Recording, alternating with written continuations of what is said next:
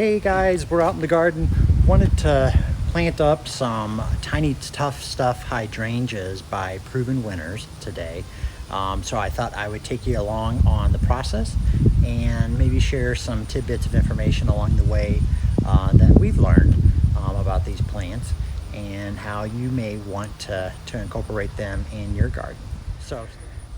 So this is the space that we're going to plant them up in. This area had a couple of azaleas in the area, and they just did not like this space at all. This area gets lots and lots of sun, and the azaleas just were not happy with that. So we're going to be moving them to a different area of the garden.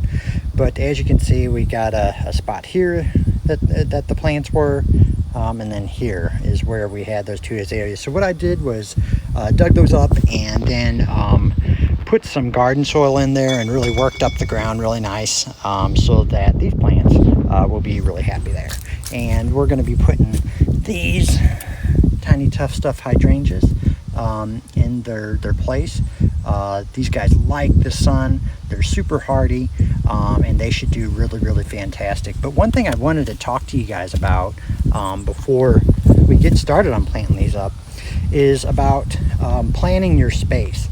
So this area that we're putting them in is probably about 5 foot by 5 foot, maybe 6 foot by 6 foot. So these hydrangeas are nice in that they get about 2 foot tall and wide. So, you know, when we're planning out these spaces, we want to make sure that we're putting them spaced apart enough where they're not going to be growing into each other necessarily, unless you want that. Sometimes you want to put a plant where it touches, but then isn't necessarily growing into plants that are around it or up against your home. So you really want to keep that in mind when laying it out. When I'm putting together maybe a larger planting that we're going to be doing in a few days for a neighbor, I like to draw it out on paper and make sure that my bed is big enough, and you know, things are planted in such a way that they're not going to be this, you know, huge mass of shrubs, and you really get the air movement and water take up that you want out of the plant. So we're going to be putting some biotone in the ground. This is 2 cups. I'm going to put a cup in each one of the holes, and we'll get these guys planted up.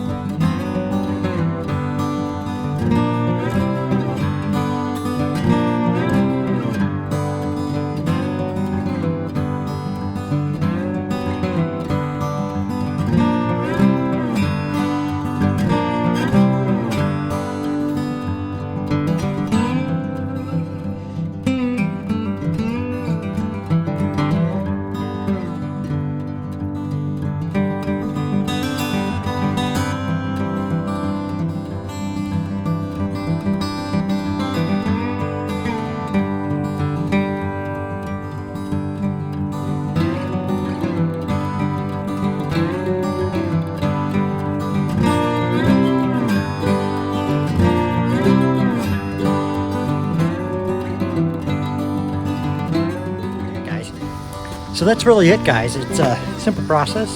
You can see that we put them in the ground. We gave them each a cup of biotone starter fertilizer, and I think that they're going to look really great. Wanted to share this tool with you guys, garden knife. Can't live without this thing. This thing is fantastic. I recommend that everybody that is out in the garden has one. Great for pulling weeds, great for digging holes like I had just done.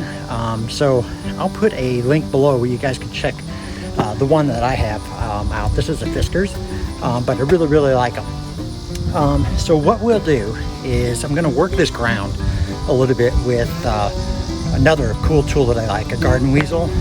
So it will really work the ground, and I like it to use it to freshen up my mulch and just make sure that things look nice and tidy in the space. So we'll work this space up a little bit, and I'll share that with you, and then we'll take it from there.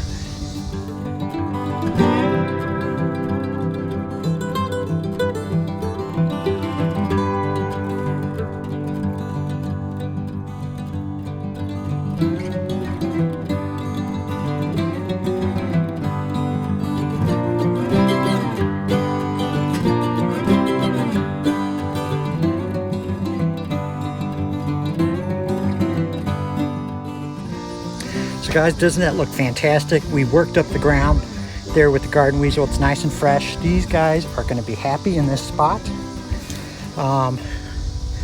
know, we give them plenty of room to fill out.